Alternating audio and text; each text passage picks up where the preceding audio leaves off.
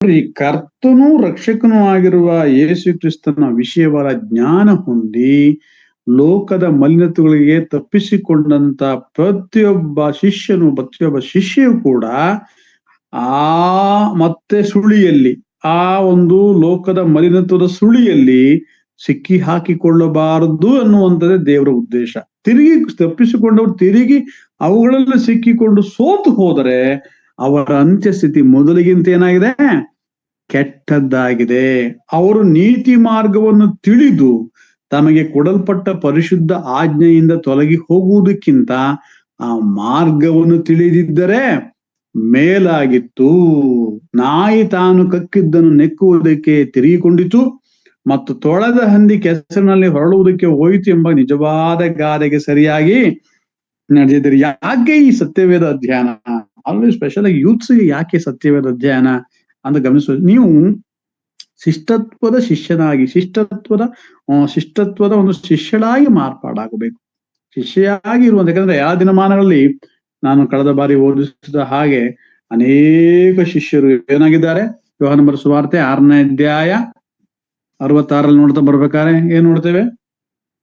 The gospel of John chapter 6 verse 66 ನೋಡುವಾಗ ಏನು ನೆನಪಿದೆಯಾ? ಶಿಷ್ಯರು ಅನೇಕರಿದ್ರು, ಆದ್ರೆ ಗೊತ್ತಿರಾ? The gospel of John chapter 6 verse 66, ಯೋಹಾನ ಬರೆದ ಸುವಾರ್ತೆ 6ನೇ 66ನೇ ವಚನ. ಅಂದಿನಿಂದ ಆತನ ಶಿಷ್ಯರಲ್ಲಿ ಅನೇಕರು ಹಿಂಜರಿದು ಆತನ ಕೂಡ ಸಂಚಾರ ಮಾಡುವುದನ್ನು ಬಿಟ್ಟರು. ಅಂದಿನಿಂದ ಆತನ ಶಿಷ್ಯರಲ್ಲಿ ಅನೇಕರು ಆತನ ಕೂಡ ಸಂಚಾರ ಮಾಡುವುದನ್ನ ಬಿಟ್ಟರು. ಆಮೇಲೆ ಮಾರ್ಕನ ಸುವಾರ್ತೆ 14ನೇ ಅಧ್ಯಾಯ 30ನೇ ವಚನ. The gospel of Mark chapter 14 verse 50.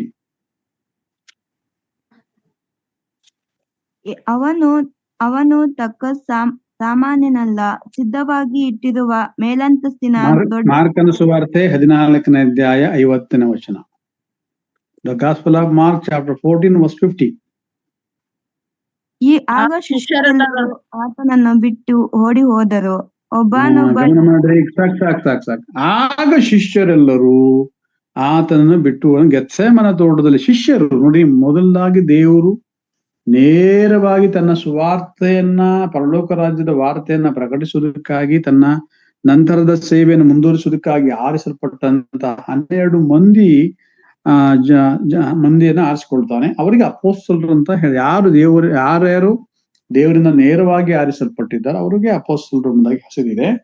ಹಾಗೆ ಆರಿಸಲ್ಪಟ್ಟಂತ 12 ಮಂದಿ ಅಪೊಸ್ತಲರಲ್ಲಿ ಒಬ್ಬ ಅಪೊಸ್ತಲನು ತೋಮ ಇಸ್ಕರಿಯೋತ ಯೂದನು ಕರ್ತನಾದ ಯೇಸು ಕ್ರಿಸ್ತನಿಗೆ ಮುದ್ದಿಟ್ಟು ಹಿಡುಕೊಡುವುದನ್ನು ಗಮನಿಸ್ತೇವೆ.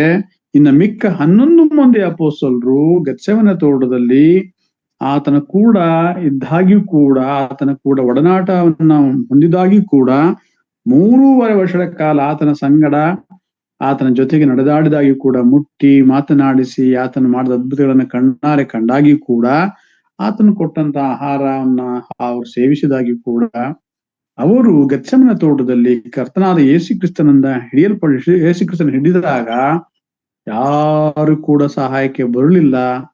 ಎಲ್ಲರೂ ಕೂಡ ಶಿಷ್ಯರೆಲ್ಲರೂ ಆತನನ್ನು ಬಿಟ್ಟು ಓಡಿ ಹೋದರು. ನೋಡಿ, ಪ್ರಥಮ ಒಂದು ಆದಿ ಕಾಲದ ಅವನ ಶಿಷ್ಯತ್ವ, ಅಪೊಸ್ತಲರೆಂಬುದಾಗಿ ಹೆಸರುಗೊಂಡಂತ ಶಿಷ್ಯತ್ವ. ಇವರು ಕರ್ತನಾದ ಯೇಸು ಕ್ರಿಸ್ತನ ಬಿಟ್ಟು ಓಡಿ ಹೋಗ್ತಾ ಇದ್ದಾರೆ. ಯೋಹಾನ ಬರೆದ ಸುವಾರ್ತೆ 6:66 ನೋಡುವ ಪ್ರಕಾರ ಕರ್ತನಾದ ಯೇಸು ಕ್ರಿಸ್ತನ ಕಠಿಣವಾದ ಮಾತುಗಳಿಗೆ ಅನೇಕರು ಭಯಗ್ರಸ್ತರಾಗಿ ಆತನು ಕೂಡ ಸಂಚಾರವನ್ನ ಮಾಡೋದನ್ನ ಬಿಟ್ಟಂತ ಶಿಷ್ಯತ್ವ ಅನೇಕರು, ಅಂದ್ರೆ ಲೆಕ್ಕ ಇಲ್ಲ ಎಷ್ಟು ಜನರು. ಅಂದ್ರೆ ಇವರಿಗೆ ಏನ್ ಹೇಳ್ತಾರೆ? ಕಾರ್ನಲ್ ಮ್ಯಾನ್, ಪ್ರಾಪಂಚಿಕರು. ಅಂದ್ರೆ ಒಂದು ಸಾರಿ ಕರ್ತನೂ ರಕ್ಷಕನೂ ಆಗಿರುವ ಯೇಸು ಕ್ರಿಸ್ತನ ವಿಷಯವಾದ ಜ್ಞಾನ ಹೊಂದಿ ಲೋಕದ ಮಲಿನತ್ವಗಳಿಗೆ ತಪ್ಪಿಸಿಕೊಂಡು ತಿರುಗಿ ಅವುಗಳಲ್ಲಿ ಸಿಕ್ಕಿಕೊಂಡು ಸೋತು ಹೋದ್ರೆ ಅವರ ಅಂತ್ಯಸ್ಥಿತಿ ಮೊದಲಿಗಿಂತ ಕೆಟ್ಟ. ಆದ್ರೆ ಒಂದು ಅವಕಾಶ ಇದೆ. ಹಾಗೆ ತಿರುಗಿ ಲೋಕದ ಮಲಿನತ್ವಗಳು ತಪ್ಪಿಸಿಕೊಂಡಂತವರು ತಿರುಗಿ ಅವುಗಳಲ್ಲಿ ಸಿಕ್ಕಿ ಹಾಕಿಕೊಂಡಂತ ಅನುಭವ ಅವ್ರಿಗೆ ಬಂದಾಗ ಈ 11 ಮಂದಿ ಅಪೊಸ್ತಲರ ಹಾಗೆ ಪುನರ್ಸ್ಥಾಪನೆಯನ್ನು ಹೊಂದುವುದಕ್ಕೆ ಒಳ್ಳೆ ಅವಕಾಶ ಇದೆ. ಅವರು ಗೆತ್ಸೆಮನೆ ತೋಟದಲ್ಲಿ ಭಯಗ್ರಸ್ತರಾಗಿ ಬಿಟ್ಟು ಓಡಿ ಹೋದ್ರು. ಇಸ್ಕರಿಯೋತ ಯೂದನು ಹಿಡಿದುಕೊಟ್ಟನು. ಆದ್ರೆ ನಂತರದ ಸಮಯದಲ್ಲಿ ಆ ನಿರಪರಾಧಿಯನ್ನ ನಾನು ಹಿಡುಕೊಟ್ಟು ತಪ್ಪು ಮಾಡಿದೆ ಎಂಬುದಾಗಿ ಮತ್ತಾಯನ ಬರೆಸುವಂತೆ ನೋಡ್ತೇವೆ.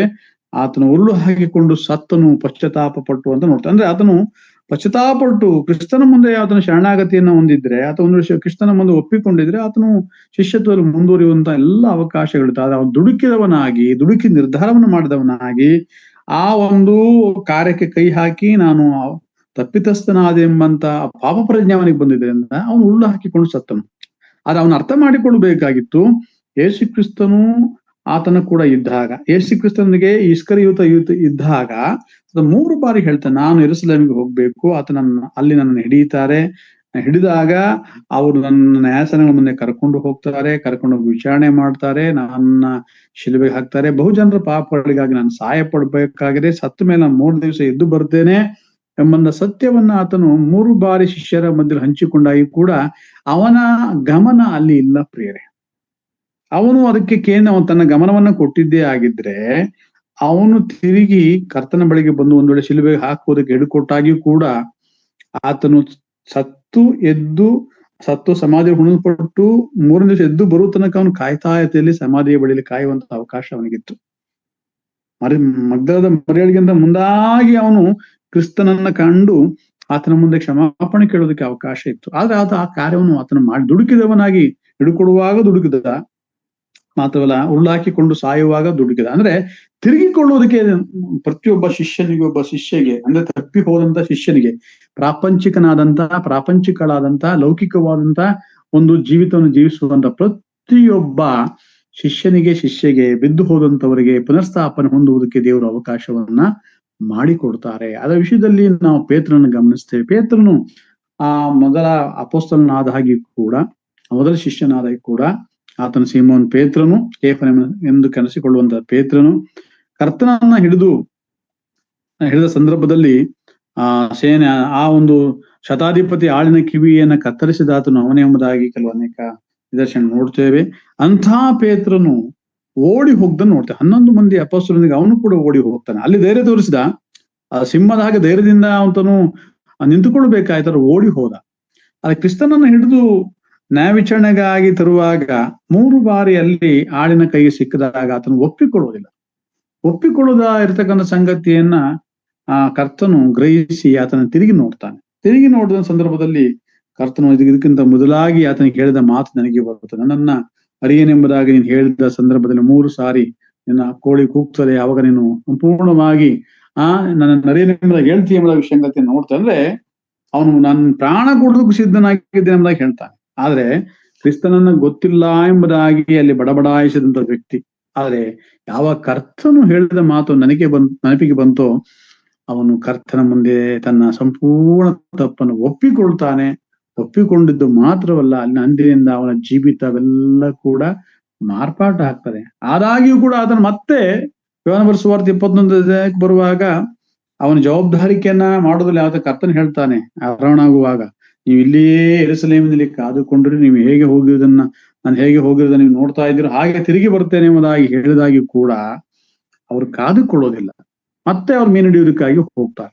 ನಮ್ಗೆ ಗೊತ್ತಿರುವಂತ ವಾಕ್ಯ ಭಾಗನೇ 21ನೇ ಯೋಹಾನ ಬರೆದ ಸುವಾರ್ತೆ 21 ಅಧ್ಯಾಯದಿಂದ 1 ನೋಡ್ತಾ ಬರುವಾಗ the gospel of John chapter 21 verse 1 ಗಮನಿಸ್ತಾ ಬರುವಾಗ ಅಲ್ಲಿ ಶಿಷ್ಯರು ಮತ್ತೆ ಪ್ರಪಂಚದ ಒಂದು ಚಿಂತನೆಗಳಿಗೆ ಒಳಗಾಗಿ ಹೊರಟು ಹೋಗಿದ್ದಾರೆ.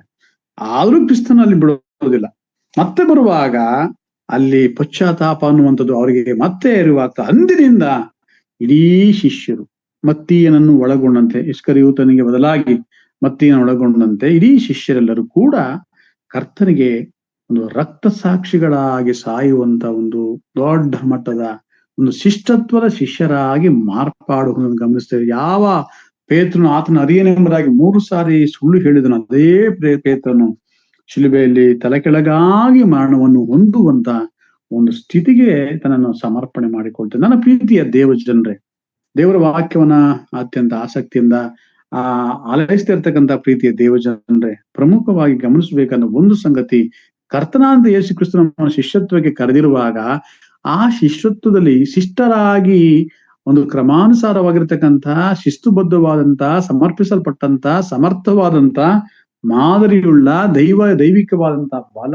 ದೈವಿಕವಾದ ಪ್ರೀತಿ, ದೈವಿಕವಾದ ಶಿಕ್ಷಣ ಹೊಂದಿರತಕ್ಕಂತ ಒಂದು ಅತ್ಯುತ್ತಮವಾದಂತ ಉನ್ನತ ದರ್ಜೆಯ ಒಂದು ವಿದ್ಯಾರ್ಥಿಯಾಗಿ ಶಿಷ್ಯಳಾಗಿ ಸಿಂಹದ ಹಾಗೆ ಧೈರ್ಯದಿಂದ ಕ್ರಿಸ್ತನಿಗಾಗಿ ಆತನು ಕೊಟ್ಟಂತ ಶಿಲುಬೆಯ ನೊಗವನ್ನ ಹೊತ್ತು ತನಗಿರುವುದೆಲ್ಲವನ್ನು ಕೂಡ ನಿರಾಕರಿಸಿ ಆತನ ಹಿಂದೆ ಹೋಗುವಂತ ಒಂದು ಸಮರ್ಪಣೆಯ ಜೀವಿತ ನನ್ನದಾಗಿದೆಯಾ, ನಿಮ್ಮದಾಗಿದೆಯಾ ಅನ್ನೋದನ್ನ ನಾವು ಅವಲೋಕನ ಮಾಡಿಕೊಳ್ಬೇಕಾದಂತ, ಮೌಲ್ಯಮಾಪನ ಮಾಡಿಕೊಳ್ಬೇಕಂತ, ನಮ್ಮನ್ನೇ ನಾವು ವಿಶೇಷವಾಗಿ ಎವಲ್ಯುವೇಟ್ ಮಾಡ್ಬೇಕಾದಂತ ಒಂದು ಕಾಲಘಟ್ಟದಲ್ಲಿ ಇದ್ದೇವೆ. ಯಾಕೆಂದ್ರೆ ನಾವು ಯೆರೆಮೀಯನ ಪ್ರವಾದನೆ ಗ್ರಂಥದಲ್ಲಿ ನೋಡುತ್ತಾ ಬರುವ ಪ್ರಕಾರ ಅಲ್ಲಿ ಒಂದು ಮಾತನ್ನ ನೋಡುತ್ತೇವೆ. ನಮಗೆ ಗೊತ್ತಿರುವಂತ ವಾಕ್ಯವಾಗಿ ಯೆರೆಮೀಯನ ಪ್ರವಾದನೆ ಗ್ರಂಥದಲ್ಲಿ ನೋಡ್ತಾ ಬರುವಾಗ 3ನೇ ಅಧ್ಯಾಯ 27ನೇ ವಚನ, the book of lamentation chapter 3 verse 27 ಅಲ್ಲೇ ನೋಡ್ತೇವೆ.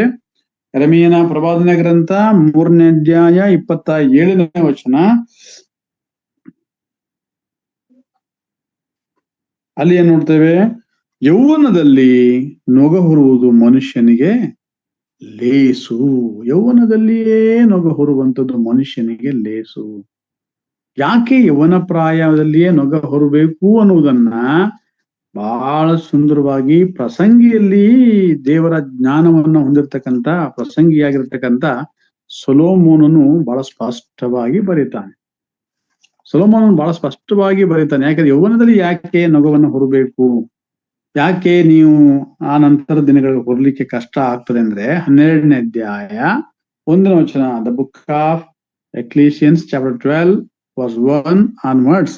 ನಾವು ಪ್ರಸಂಗಿಗಳ ಪುಸ್ತಕ 12ನೇ ಅಧ್ಯಾಯ 1ನೇ ವಚನದಿಂದ ದಯಮಾಡಿ ಓದ್ತೀರಾ?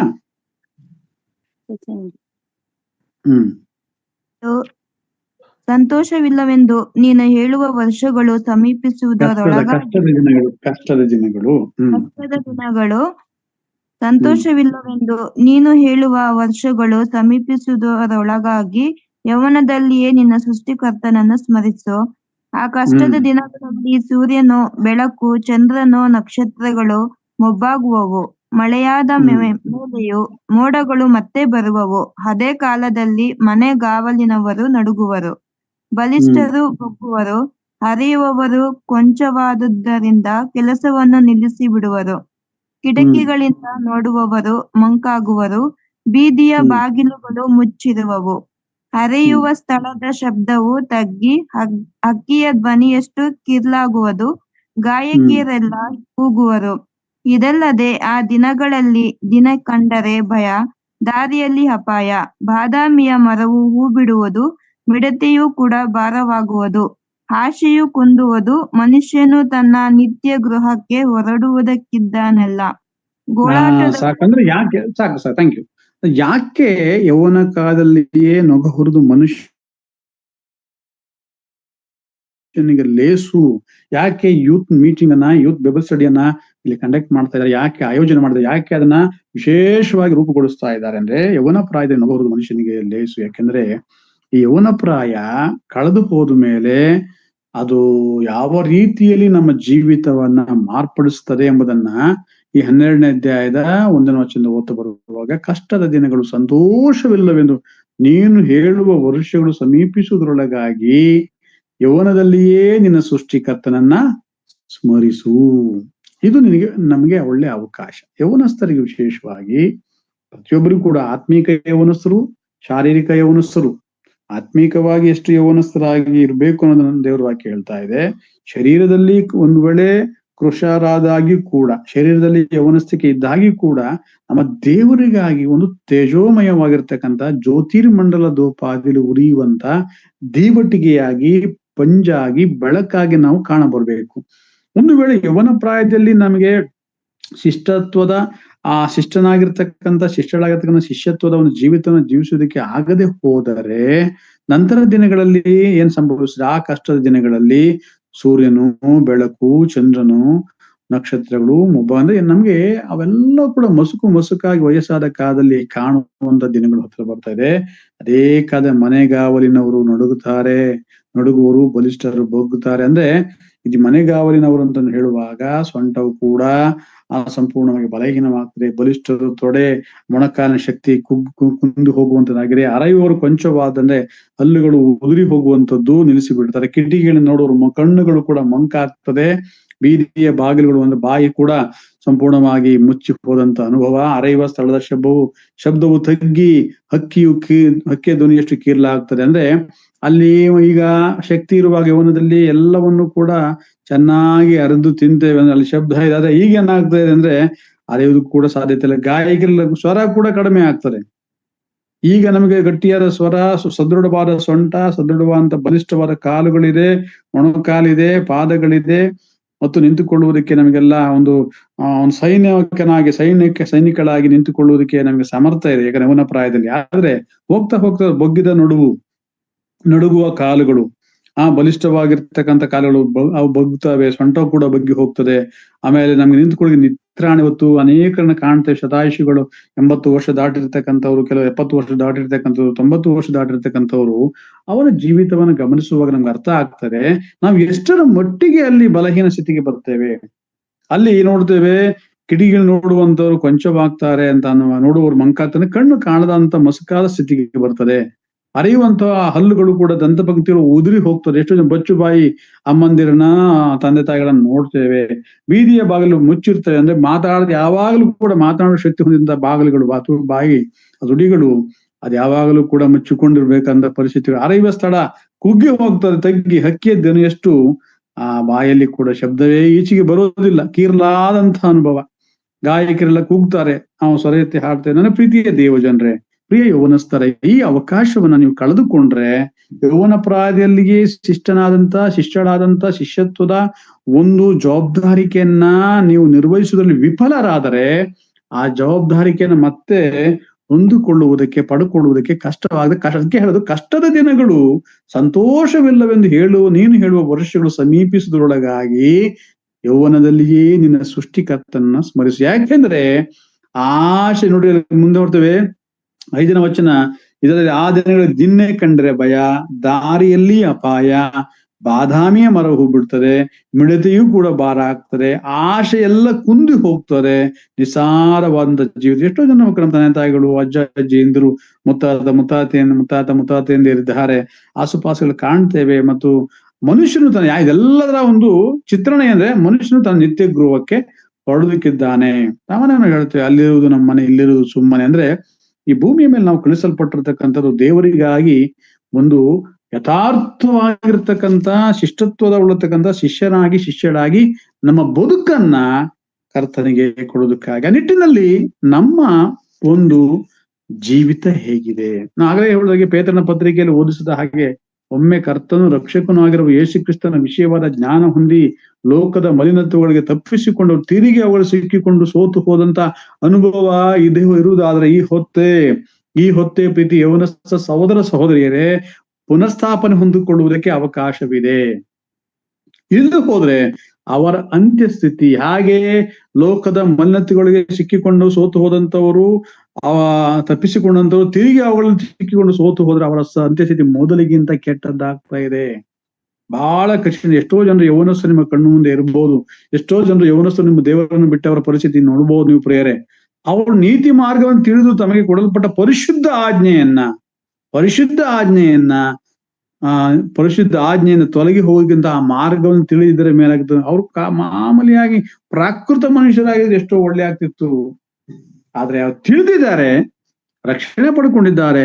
ಪರಿಶುದ್ಧವಾದ ಆಜ್ಞೆ, ದೇವರ ಮಗಳು ನನ್ನ ಹಿಂಬಾಲಿಸಿ ಲೋಕದ ಕಟ್ಟಕಡೆ ಹೊರಗೆ ಹೋಗಿ ನನ್ನ ಶಿಷ್ಯತ್ವವನ್ನ ಪ್ರಕಟ ಮಾಡಿ ಎಂಬುದಾಗಿ ಹೇಳಿರ್ತಕ್ಕಂಥ ಸುವಾರ್ತೆ ಮೂಲಕವಾಗಿ ಹೇಳಿದಂತ ಆಜ್ಞೆ, ನಿನ್ನ ದೇವರಾಗಿರುವ ಕರ್ತನನ್ನ ನಿನ್ನಂತೆ ವಿಶೇಷವಾಗಿ ನಿನ್ನಂತೆ ಇರ್ತಕ್ಕಂಥ ನಿನ್ನ ನೆರೆಯನ್ನು ಪ್ರೀತಿಸುವುದು, ದೇವರಾಗಿರೋ ಕರ್ತನನ್ನ ಪೂರ್ಣ ಪ್ರಾಣ, ಪೂರ್ಣ ಹೃದಯ, ಪೂರ್ಣ ಶಕ್ತಿ, ಪೂರ್ಣ ಬುದ್ಧಿ, ಪೂರ್ಣ ಮನಸ್ಸು, ಪೂರ್ಣ ಬಲದಿಂದ ಪ್ರೀತಿಸಿ ಆರಾಧಿಸ್ಬೇಕನ್ನುವಂತ ಆಜ್ಞೆಯನ್ನ ತಿಳಿದೇ ಇದ್ರೆ ಎಷ್ಟೋ ಚೆನ್ನಾಗಿತ್ತು. ಆ ಆಜ್ಞೆ ತಿಳಿದು ಆ ಮಾರ್ಗವನ್ನ ಬಿಟ್ಟು ಹೋಗುವಂತ ಒಂದು ಸ್ಥಿತಿ, ನಾಯಿ ತಾನು ಕಕ್ಕಿರ್ತಕ್ಕಂಥ ಎಂಜಲನ್ನ, ಆ ಗಲೀಜನ್ನ ಮತ್ತೆ ತಿರುಗಿಕೊಂಡು ತಿರ್ಲಿಕ್ಕೆ ನೆಕ್ಕುವುದಕ್ಕೆ ಹೋಯ್ತು ಎಂಬುದಾಗಿ. ಅಂದ್ರೆ ಹೇಸಿಗೆ. ಈಗ ಸುಂದರವಾದಂತ ಒಂದು ಹಂದಿಯನ್ನ ತೊಳೆದು ಸಿಂಹಾಸನದ ಮೇಲೆ ಕೂರಿಸಿದ್ರು ಕೂಡ ಅದು ಮತ್ತೆ ಕೆಸರು ಕಂಡಾಗ ಹೊರಳಕ್ ಹೋಗುತ್ತೆ. ಅದಕ್ಕೆ ಹೇಳ್ತಾರೆ ನಾಯಿ ಬಾಲ ಯಾವತ್ತಿದ್ರು ಡೊಂಕೆ, ಹಂದಿ ಯಾವತ್ತಿದ್ರು ಕೂಡ ಹಂದಿನೇ. ನಾವು ಹಂದಿಯ ಒಂದು ಜೀವಿತನ ಹೊರಗೆ ಬರಬೇಕು, ನಾಯಿಯ ಜೀವಿತನ ಹೊರಗೆ ಬರಬೇಕು. ಅದಕ್ಕಾಗಿ ಇನ್ನೊಂದು ಮಾತನ್ನ ನಾವು ಇಬ್ರಿಯರಿಗೆ ಬರೆದಂತ ಪತ್ರಿಕೆಯಲ್ಲಿ ಬಹಳ ಸ್ಪಷ್ಟವಾಗಿ ನೋಡ್ತೇವೆ. 6ನೇ ಅಧ್ಯಾಯದಲ್ಲಿ ಗಮನಿಸ್ತಾ ಬರುವಾಗ 6ನೇ ಅಧ್ಯಾಯ 4ನೇ ವಚನದಿಂದ 7ನೇ ವಚನ ತನಕ ನೋಡ್ರಿ. 6ನೇ ವಚನಕ the book of Hebrews chapter 6 verse 4, 5, 6 ಓದ್ತೀರಾ? ಒಂದು ಸಾರಿ ಜ್ಞಾನ ಪ್ರಕಾಶದಲ್ಲಿ ಸೇರಿ ಪರಲೋಕದಿಂದಾದ ದಾನದ ಅನುಭವವನ್ನು ಹೊಂದಿ ಪವಿತ್ರಾತ್ಮ ವರದಲ್ಲಿ ಪಾಲುಗಾರರಾಗಿ ದೇವರ ವಾಕ್ಯದ ಶ್ರೇಷ್ಠತೆಯನ್ನು, ಮುಂದಣ ಯುಗದ ಮಹತ್ವವನ್ನು ಅನುಭವಿಸಿದವರು ಭ್ರಷ್ಟರಾದರೆ ಅವರಲ್ಲಿ ತಿರುಗಿ ಮಾನಸಾಂತರವನ್ನು ಹುಟ್ಟಿಸುವುದು ಅಸಾಧ್ಯ. ಯಾಕೆಂದರೆ ಅವರು ತಮ್ಮ ಪಾಲಿಗೆ ದೇವರ ಮಗನನ್ನು ಪುನಃ ಶಿಲುಬೆಗೆ ಹಾಕುವರು, ಆತನನ್ನು ಎಲ್ಲರ ಮುಂದೆ ಅವಮಾನಪಡಿಸುವವರು ಆಗಿದ್ದಾರೆ. ಭೂಮಿಯು ಥ್ಯಾಂಕ್ ಯು. ಇಲ್ಲಿ ಗಮನಿಸಬೇಕು ಒಂದು ಸಂಗತಿ, ಯಾಕೆ ಶಿಷ್ಯಳಾದಂತ ಶಿಷ್ಯತ್ವವನ್ನು ರೂಪಿಸಿಕೊಳ್ಳುವ ನಿಟ್ಟಿನಲ್ಲಿ ನಮ್ಮ ಪಾತ್ರ ವ್ಯಕ್ತಿಗತವಾಗಿ ಅತೀ ಪ್ರಾಮುಖ್ಯ ಅಂದ್ರೆ ಯಾಕೆ ಮೋಸ್ಟ್ ಇಂಪಾರ್ಟೆಂಟ್ ಅಂತ ಹೇಳಿದ್ರೆ, ನಾವು ನಾವು 2 ಪೇತ್ರ 2ನೇ ಪತ್ರಿಕೆ 2:20 ವಚನ ನೋಡುವ ಪ್ರಕಾರ ಕರ್ತನೂ ರಕ್ಷಕನೂ ಆಗಿರುವ ಯೇಸು ಕ್ರಿಸ್ತನ ವಿಷಯವಾದ ಜ್ಞಾನ ಹೊಂದಿ ಲೋಕದ ಮಲಿನತೆಗಳು ತಪ್ಪಿಸಿಕೊಂಡಂತವ್ರು ತಿರುಗಿ ಅವರು ಸಿಕ್ಕಿಕೊಂಡು ಸೋತು ಹೋದರೆ ಅವರ ಅಂತ್ಯಸ್ಥಿತಿ ಮೊದಲಿಗಿಂತ ಕೆಟ್ಟದ್ದು, ನಾಯಿಯ ಸ್ಥಿತಿ, ಹಂದಿಯ ಸ್ಥಿತಿ ಅಂತ ನೋಡ್ತೇವೆ.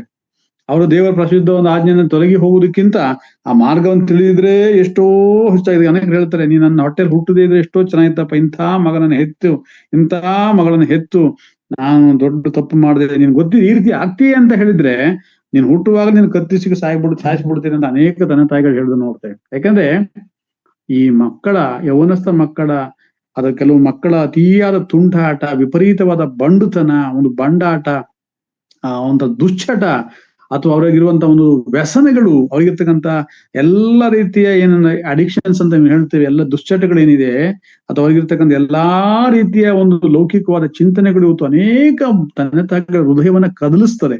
ಅದಕ್ಕೆ ಅವ್ರು ಹೇಳ್ತಾರೆ, ನೀನು ಈಗ ಆಗ್ತೀಯ ಅಂತ ಮೊದಲೇ ಗೊತ್ತಿದ್ರೆ, ಈ ರೀತಿ ನನ್ನ ಮರ್ಯಾದೆ ಕಳೀತೆ ಅಂತ ಗೊತ್ತಿದ್ರೆ ನೀನು ಹುಟ್ಟುವಾಗಲೇ ನಿನ್ನನ್ನ ಏನ್ ಮಾಡ್ತಿದ್ದೆ, ತಾಯಿಗಳು ಬರುವಾಗಲೇ ಕತ್ತಿಸಿಗೆ ಸಾಯಿಸ್ತಿದ್ದೆ ಅಂತ ಹೇಳ್ತಾರೆ. ಇಲ್ಲ ನೀನು ಮೊದ್ಲೇ ಗೊತ್ತಾಗ್ಬಿಟ್ರೆ ಪಿಂಡವಾಗಿರುವಾಗಲೇ ನಿನ್ನ ಪಿಂಡ ಎಳಿಸ್ಬಿಡ್ತಿದೆ ಅಂತ ಹೇಳ್ತಾರೆ. ಯಾಕೆ ಹೇಳ್ತಾರೆ ಅಂದ್ರೆ ಅಷ್ಟರ ಮಟ್ಟಿಗೆ ತಂದೆ ತಾಯಿಗಳಿಗೆ ಕಾಟ ಕೊಡ್ತಾರೆ, ಅಷ್ಟರ ಮಟ್ಟಿಗೆ ತಂದೆ ತಾಯಿಗಳನ್ನ ಧಿಕ್ಕರಿಸ್ತಾರೆ, ಅಷ್ಟರ ಮಟ್ಟಿಗೆ ತಂದೆ ತಾಯಿಗಳನ್ನ ಅಪಹಾಸ್ಯಕ್ಕೆ ಒಳಪಡಿಸ್ತಾರೆ.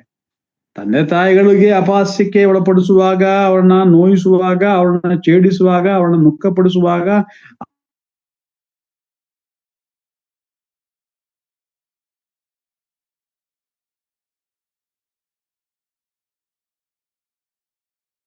ಅವರಿಗೆ ಇಷ್ಟವಿಲ್ಲದಿರ್ತಕ್ಕಂಥ ಕಾರ್ಯಗಳನ್ನ ಹೆಣ್ಣು ಮಕ್ಕಳ ದುಷ್ಟಳದಲ್ಲಿ ಅವರು ನಡ್ಕೊಳ್ಳುವಾಗ ಜ್ಞಾನ ಪ್ರಕಾಶದಲ್ಲಿ ಸೇರಿದಂತ ಯವನಸ್ಥನಾಗ್ಲಿ, ಯವನಸ್ಥೆಯಾಗ್ಲಿ, ಒಬ್ಬ ಶಿಷ್ಯನಾಗ್ಲಿ, ಒಬ್ಬ ಶಿಷ್ಯರಾಗ್ಲಿ ಪರಲೋಕದಿಂದ ಆದ ದಾನದ ಅನುಭವವನ್ನು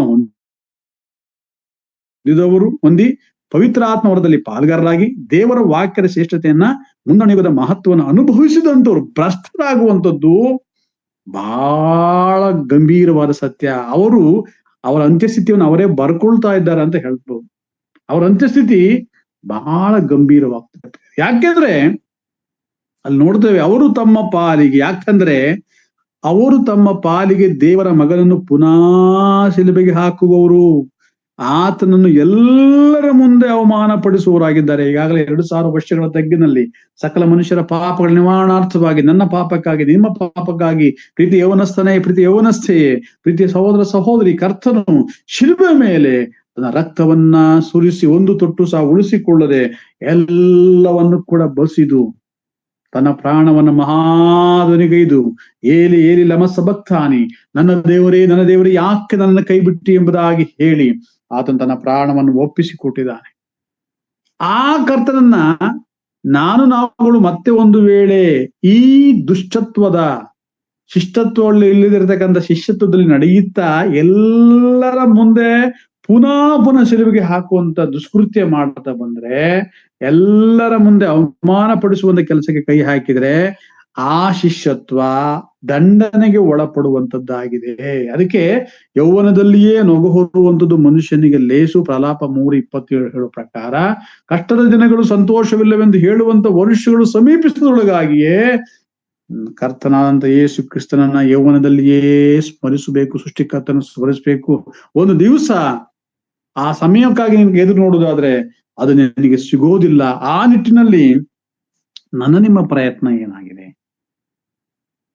ಯೌವನ ಪ್ರಾಯದಲ್ಲಿರುವಂತಹ ಪ್ರೀತಿಯ ಸಹೋದರ ಸಹೋದರಿ, ಇವತ್ತು ನಿನ್ನ ಜೀವಿತ, ನಿನ್ನ ಬದುಕು, ನಿನ್ನ ಒಂದು ಆರಸುವಿಕೆ, ಬೇತೇಲ್ ದೇವರ ಮನೆ ಎಂಬಂತ ಹೆಸರುಗೊಂಡಂತಹ ಈ ಮನೆಯೊಳಗೆ ನಿನ್ನ ಒಂದು ಸಮರ್ಥವಾದಂತ ಮಾದರಿಯುಳ್ಳಂತ ದೈವಿಕವಾದ ಬಲ, ದೈವಿಕವಾದ ಪ್ರೀತಿ, ದೈವಿಕವಾದ ಶಿಕ್ಷಣ ಹೊಂದಿದಂತ ಶಿಷ್ಟನಾಗಿ, ಸಿಂಹದ ಹಾಗೆ ಶಿಷ್ಟಳಾಗಿ ನೀನು ಇದ್ದೀಯಾ ಅನ್ನುವಂಥದ್ದು ಬಹಳ ಪ್ರಾಮುಖ್ಯವಾದ ಸಂಗತಿ.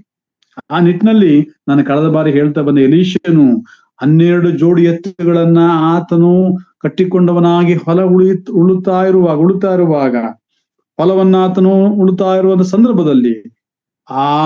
ಸಂದರ್ಭದಲ್ಲಿ ದೇವರು ಉಳಿಸಿಕೊಟ್ಟಂತ ಆ ಒಂದು ಎಲೀಷನನ್ನ ಕಂಡು ಆತನ ಶಿಷ್ಯತ್ವಕ್ಕೆ ನೇಮಿಸುವುದಕ್ಕೋಸ್ಕರವಾಗಿ ಬಂದಂತ ದೇವರ ದಾಸನ ಅಂತ ಎಲೀಯನು ತನ್ನ ಕಂಬಳಿಯನ್ನ ಅವನ ಮೇಲೆ ಹಾಕುವುದನ್ನ ನಾವು ನೋಡ್ತೇವೆ. 1 ವರ್ಷಗಳು 19ನೇ ಅಧ್ಯಾಯ 19ನೇ ವಚನ ಓದ್ತಾ ಬರುವಾಗ ಆ ಕಂಬಳಿಯನ್ನು ಆತನ ಮೇಲೆ ಹಾಕುವಾಗ ಏನ್ ಸಂಭವಿಸಿದೆ? ಫಸ್ಟ್ ಕಿಂಗ್ಸ್ ಚಾಪ್ಟರ್ 19 ವರ್ಸ್ 19 ನೋಡೋ ಪ್ರಕಾರ, ನಾನು ಕಳೆದ ಬಾರಿ ಎಕ್ಸಾಂಪಲ್ ನಾನು ಹೇಳ್ತಾ ಬಂದೆ, ಅದನ್ನ ನಾನು ಗಮನಿಸ್ತಾ ಬರುವಾಗ ಆ ಒಂದು ಸಂದರ್ಭದಲ್ಲಿ ಯಾರನ್ನ ತನ್ನ ನಿನಗೆ ಬದಲಾಗಿ ಪ್ರವಾದಿಯಾಗಿ ನೇಮಿಸು ಎಂಬುದಾಗಿ 16ನೇ ವಚನದಲ್ಲಿ 19ನೇ ಅಧ್ಯಾಯ 1 ವರ್ಷಗಳು 16ನೇ ಅಧ್ಯಾಯದಲ್ಲಿ ದೇವರು ಹೇಳಿದನು. ಆ ಕಾರ್ಯವನ್ನ ಮಾಡೋದಕ್ಕಾಗಿ ಸೆಕೆಂಡ್ ಲೈನ್ ಲೀಡರ್ಶಿಪ್ ಅನ್ನ ಅಲ್ಲಿ ಎಸ್ಟಾಬ್ಲಿಷ್ ಮಾಡಿದ್ರೆ ಅಲ್ಲಿ ವಿಶೇಷವಾಗಿ ಅಲ್ಲಿ ಆ ಕಾರ್ಯರೂಪಕ್ಕೆ ತರ್ತಾ ಇದ್ದಾರೆ. ಅಲ್ಲಿ ಕಟ್ಟುವುದಕ್ಕೆ ಎಲಿಯನ್ನು ಮುಂದೆ ಹಾಕ್ತಾ ಇದ್ದಾನೆ. ಯಾಕೆ ಸೆಕೆಂಡ್ ಲೈನ್ ಲೀಡರ್ಶಿಪ್ ನ ಅವಶ್ಯಕತೆ ಯಾಕೆ? ಯೌವನಸ್ಥರು ಯಾಕೆ ಈ ಒಂದು ನಿಟ್ಟಿನಲ್ಲಿ ತಮ್ಮ ಜೀವಿತವನ್ನ ಸೆಕೆಂಡ್ ಲೈನ್ ಲೀಡರ್ಶಿಪ್ಗೆ, ಅಂದ್ರೆ ವಿಶೇಷವಾಗಿ ಶಿಷ್ಯತ್ವಕ್ಕೆ ಶಿಷ್ಯಳಾಗಿರ್ತಕ್ಕಂಥ ಒಂದು ಜೀವಿತಕ್ಕೆ ನೀವು ಒಪ್ಪಿಸಿಕೊಡ್ಬೇಕು? ಯಾಕೆಂದ್ರೆ ಅದು ಅತಿ ಪ್ರಾಮುಖ್ಯವಾದ ಸಂಗತಿ.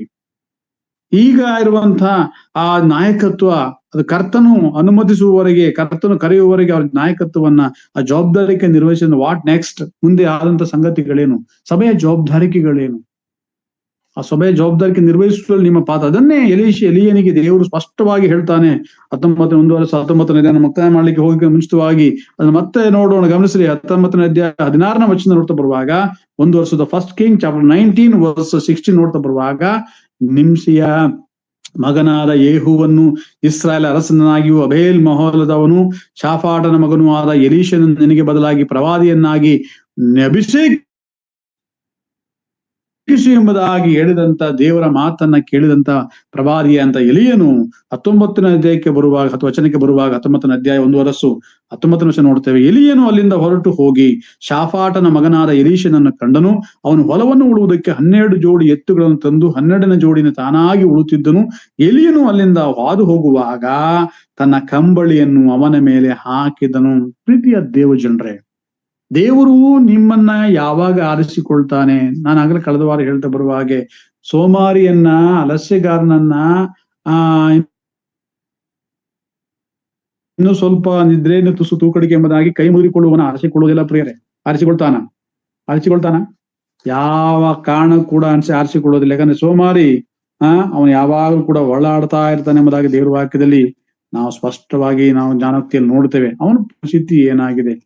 ಅವನು ಯಾವಾಗಲೂ ಕೂಡ ಇನ್ನು ತುಸ ತೂಕಡಿಕೆ, ತುಸ ನಿದ್ರೆ. 6ನೇ ಅಧ್ಯಾಯ ಜ್ಞಾನೋಕ್ತಿ 6ನೇ ಅಧ್ಯಾಯ 9ನೇ ವಚನ, ಪ್ರೊವರ್ಬ್ಸ್ ಚಾಪ್ಟರ್ 6 ವರ್ಸ್ 9 ನೋಡುವಾಗ, ಸೋಮಾರಿಗೆ ಎಷ್ಟು ಹೊತ್ತು ನಿದ್ರೆಯಿಂದ ಯಾವಾಗ ಎಚ್ಚರಗೊಳ್ಳುವೆ? ಇನ್ನು ಸ್ವಲ್ಪ ನಿದ್ದೆ, ಇನ್ನು ತುಸ ತೂಕಡಿಕೆ, ಇನ್ನೂ ಕೊಂಚ ನಿದ್ದೆಗಾಗಿ ಕೈ ಮುದುರಿಕೊಳ್ಳುವೆ.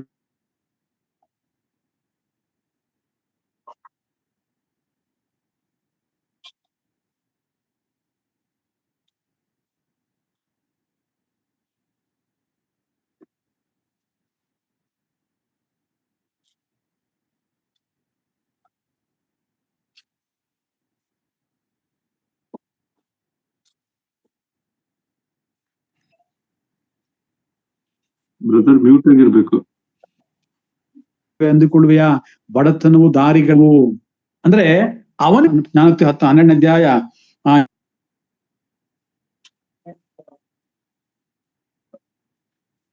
ಆಗಿತ್ತು. ಹಾಗಾಗಿ ಅವನಿಗೆ ಜವಾಬ್ದಾರಿಕೆಯನ್ನ ಕೊಡುವುದರಲ್ಲಿ ದೇವರು ಎಂದಿಗೂ ಹಿಂದೆಗೆಯಲಿಲ್ಲ ಪ್ರಿಯರೇ, ಹಿಂದೆಗೆಯಲೇ ಇಲ್ಲ. ಅದಕ್ಕಾಗಿ ನನ್ನ ಪ್ರೀತಿಯ ದೇವಜನರೇ, ಈ ಒಂದು ಸಂದರ್ಭದಲ್ಲಿ ಎಲೀಷನನ್ನ ಕಂಡಾಗ ಎಲಿಯನು ತನ್ನ ಕಂಬಳಿಯನ್ನ ಪ್ರೀತಿಯಿಂದ ಅವನ ಮೇಲೆ ಹಾಕಿದ ತಕ್ಷಣವೇ ಎಲೀಷನು ತನ್ನ ಉಳುವಂತ ಆ ಕಾಯಕವನ್ನ, ಅಂದ್ರೆ ಶ್ರಮಜೀವಿ, ಸಮರ್ಪಿತವಾದಂತ ಒಂದು ಶ್ರಮಜೀವಿ, ಒಂದು ಶಿಷ್ಯತ್ವ ಇರತಕ್ಕಂಥ ಸಮಾಜೀವಿ, ತನ್ನ ಕಾಯಕವನ್ನ ಅಲ್ಲಿಯೇ ಮೊಟಕುಗೊಳಿಸಿ ಎಲಿಯನನ್ನ ಹಿಂಬಾಲಿಸಿದ್ದನ್ನ ನೋಡ್ತೇವೆ. ಮುಕ್ತವಾಗಿ ಯಾವುದೇ ಅಲ್ಲಿ ಒಂದು ಆಕ್ಷೇಪಣೆ ಇಲ್ಲದ ಎಲಿಯನು ತನ್ನ ಜವಾಬ್ದಾರಿಕೆ ನಿರ್ವಹಿಸುವುದಕ್ಕೆ ದೇವರಿಂದ ಅಪ್ಪಣೆ ಹೊಂದಿದನು. ಆ ಜವಾಬ್ದಾರಿಕೆಯನ್ನು ನಿಸ್ವಾರ್ಥ ಮನೋಭಾವನೆಯಿಂದ ಆತನು ನಿರ್ವಹಿಸಿದನು.